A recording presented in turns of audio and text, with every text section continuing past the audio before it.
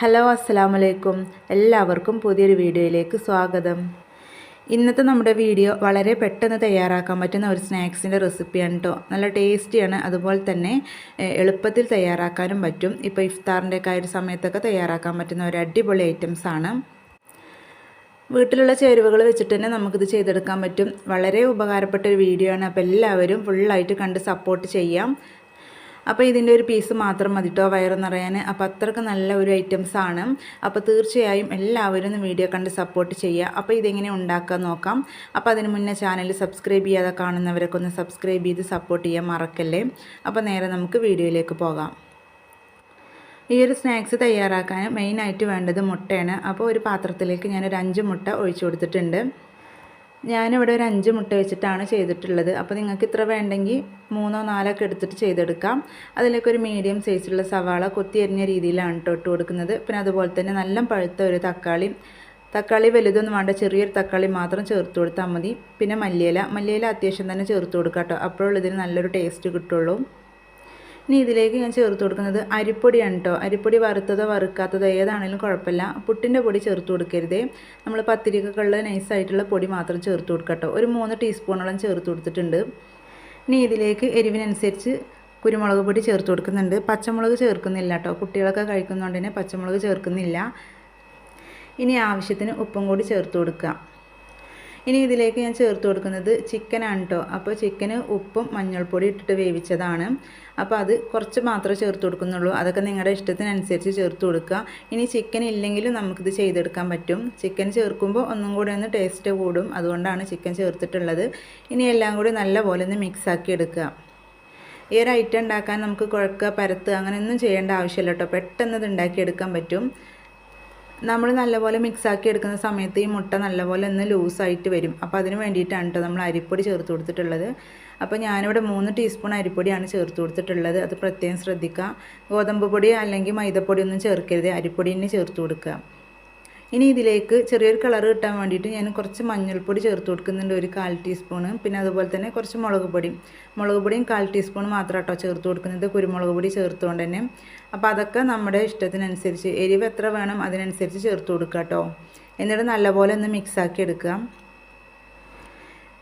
ഈ ഒരു മിക്സിയിൽ ഒട്ടും വെള്ളം ചേർക്കരുത് കേട്ടോ, അത് പ്രത്യേകം ശ്രദ്ധിക്കുക. പിന്നെ അതുപോലെ തന്നെ നമ്മൾ മുട്ട ഒഴിച്ചു കൊടുക്കുന്ന ആ ബൗളിലും വെള്ളമൊന്നും ഇല്ലാത്ത നല്ല ഉണങ്ങിയിട്ടുള്ള ഒരു ബൗളായിരിക്കണം നമ്മൾ എടുക്കേണ്ടത്. ഇപ്പോൾ നല്ലപോലെ മിക്സ് ആക്കിയിട്ടുണ്ട്. ഇനി നമുക്ക് ഇതുപോലെ ഒരു പാൻ സ്റ്റൗവിൽ വെച്ചിട്ട് നല്ലപോലെ ചൂടായതിന് ശേഷം അതിലേക്ക് ഞാൻ സൺഫ്ലവർ ഓയിലാണ് കേട്ടോ ഒഴിച്ചു കൊടുത്തിട്ടുള്ളത്. വെളിച്ചെണ്ണ ഒരിക്കലും ഒഴിച്ചു കൊടുക്കരുത്. അപ്പോൾ വെളിച്ചെണ്ണൻ്റെ ഒരു ചുവയായിരിക്കും മുന്നിട്ട് നിൽക്കുക. അപ്പോൾ ഓയിലൊക്കെ നല്ലപോലെ ചൂടായതിന് ശേഷം അതിലേക്ക് നമുക്ക് ഈ ഒരു മിക്സ് ഒഴിച്ചു കൊടുക്കാം. ഇനി ഇതൊന്ന് ലെവൽ ചെയ്തെടുക്കാം. പിന്നെ അതുപോലെ തന്നെ മുട്ട ആയതുകൊണ്ട് തന്നെ പെട്ടെന്ന് അടിയിൽ പിടിക്കും. അപ്പോൾ അതിനനുസരിച്ച് ലോ ഫ്ലെയിമിൽ ഇട്ട് കൊടുക്കുക കേട്ടോ. ഇത് കുറച്ച് പരന്നൊരു പാത്രമാണ്. അപ്പോൾ നിങ്ങളുടെ കയ്യിൽ സോസ് പാൻ പോലത്തെ പാത്രം ഉണ്ടെങ്കിൽ അത് എടുക്കാൻ കേട്ടോ ഏറ്റവും നല്ലത്. അപ്പോൾ ഒന്നും കൂടി നമുക്ക് ഹൈറ്റിൽ കിട്ടും. ഇനി നമുക്കിത് മൂടി വെച്ചിട്ട് ആദ്യത്തെ ഒരു 2 മിനിറ്റ് ലോ ഫ്ലെയിമിലിട്ട് വേവിച്ചെടുക്കാം കേട്ടോ. ഒരിക്കലും ഇത് ഹൈ ഫ്ലെയിമിൽ ഇട്ട് കൊടുക്കരുത്, അടി കരിഞ്ഞു പോകും. അപ്പോൾ ഇതുപോലെ അടച്ചു വെച്ചിട്ട് ഹോളുള്ള ഒരു അടപ്പാണെങ്കിൽ ഇതുപോലെ ഒരു കടലാസ് വെച്ചിട്ട് ഇങ്ങനെ ഒന്ന് അതിൻ്റെ ഹോളൊന്ന് അടച്ചു കൊടുത്താൽ മതി. ഇതിൻ്റെ അടപ്പല്ല, എന്നാലും കറക്റ്റായിട്ട് ഇരിക്കുന്നുണ്ട് കേട്ടോ. ആവിയൊന്നും പുറത്തേക്ക് പോവാതെ തന്നെ ഇരിക്കുന്നുണ്ട്. അപ്പോൾ നമ്മൾ ലോ ഫ്ലെയിമിലേക്ക് ഇട്ട് കൊടുത്തിട്ട് 2 മിനിറ്റ് ആയിട്ടുണ്ടായിരുന്നു. അപ്പോൾ നമുക്കിത് മാറ്റി കൊടുക്കുക. എന്നിട്ട് ഇതുപോലെ പഴയൊരു ദോശച്ചട്ടിയൊക്കെ ഉണ്ടെങ്കിൽ അത് നല്ലപോലെ ചൂടാക്കിയിട്ട് വെച്ച് കൊടുക്കുക കേട്ടോ. ഇനി നമ്മൾ ഇതിൻ്റെ മുകളിലോട്ട് വേണം വെച്ച് കൊടുക്കാൻ, അല്ലെങ്കിൽ കരിഞ്ഞു പോകും. അപ്പോൾ അതിന് വേണ്ടിയിട്ടാണ് ഇതുപോലെ ചെയ്തെടുക്കുന്നത്. ഇനി ഏകദേശം ഒരു 12 മിനിറ്റോളം നമ്മൾ ലോ ഫ്ലെയിമിൽ തന്നെ ഇട്ട് കൊടുക്കുക കേട്ടോ. അപ്പോൾ നമ്മൾ വെച്ച് കൊടുത്തിട്ട് ഒരു 12 മിനിറ്റൊക്കെ ആയിട്ടുണ്ട്. അപ്പോൾ ഒരു സൈഡ് ആയിട്ടുണ്ട്. ഇനി നമുക്കിതൊന്ന് മറിച്ചിട്ട് കൊടുക്കാം. അപ്പോൾ നമുക്ക് വേറൊരു പ്ലേറ്റിലേക്ക് മാറ്റിയിട്ട് വേണം നമുക്കിത് മറിച്ചിട്ട് കൊടുക്കാൻ. ഇപ്പോൾ അതാ ഞാൻ മറിച്ചിട്ട് കൊടുത്തിട്ടുണ്ട്. അടി ഒട്ടും കരിഞ്ഞിട്ടില്ല, നല്ല പെർഫെക്റ്റ് ആയിട്ട് തന്നെ കിട്ടിയിട്ടുണ്ട്. ഇനി ഏകദേശം ഒരു 2 മിനിറ്റ് മാത്രം വെച്ചാൽ മതി കേട്ടോ. അപ്പോഴേക്കും ഇത് റെഡിയാവും. ഇതിൻ്റെ അടിവശമൊക്കെ കണ്ടാൽ നല്ല ഫിനിഷ് ആയിട്ട് തന്നെ കിട്ടിയിട്ടുണ്ട്. നമ്മൾ ആ മുട്ടയുടെ മിക്സിയിൽ അരിപ്പൊടി ചേർത്തുകൊണ്ട് കേട്ടോ ഇത്ര കറക്റ്റായിട്ട് കിട്ടിയിട്ടുള്ളത്. വെറും മുട്ടയാണെങ്കിൽ നമുക്ക് ഇതുപോലെ കിട്ടൂല, സോഫ്റ്റ് കുറച്ച് കൂടുതലായിപ്പോവും, അതാണ്. അപ്പോൾ അതിന് നമ്മൾ അരിപ്പൊടി ചേർത്തിട്ടുള്ളത്. ഇപ്പോൾ ഇത് റെഡി ആയിട്ടുണ്ട് കേട്ടോ. ഇനി നമുക്ക് ഓഫാക്കാം. അപ്പോൾ നമ്മുടെ സ്നാക്സ് ഇവിടെ റെഡി ആയിട്ടുണ്ട്.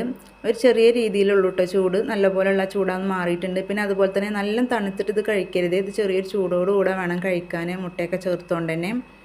ഇതേ രീതിയിൽ നിങ്ങൾ തയ്യാറാക്കി നോക്കിയിട്ടില്ലെങ്കിൽ ഒരു പ്രാവശ്യമെങ്കിലും തയ്യാറാക്കി നോക്കട്ടോ. വിരുന്നുകാരൊക്കെ വരുമ്പോൾ പെട്ടെന്ന് തയ്യാറാക്കാൻ പറ്റുന്ന ഒന്നാണ്. ഈ ഒരു സ്നാക്സിൻ്റെ പ്രത്യേകത എന്ന് വെച്ചാൽ കൂടുതലായിട്ട് ഈ ഒരു സ്നാക്സ് ഉണ്ടാക്കാൻ നമ്മൾ മെനക്കെടേണ്ട ആവശ്യമില്ല. പെട്ടെന്ന് ഉണ്ടാക്കിയെടുക്കാൻ പറ്റും. അപ്പോൾ എന്തായാലും നിങ്ങൾ ട്രൈ ചെയ്ത് നോക്കുക. അപ്പോൾ ഇത്രയേ ഉള്ളൂ കേട്ടോ നമ്മുടെ ഇന്നത്തെ വീഡിയോ ഇഷ്ടപ്പെട്ട ഒന്ന് ലൈക്ക് ചെയ്യുക, അതുപോലെ തന്നെ ഉപകാരപ്പെട്ട ഒന്ന് ഷെയർ ചെയ്യുക, നിങ്ങളുടെ അഭിപ്രായങ്ങൾ അറിയിക്കുക.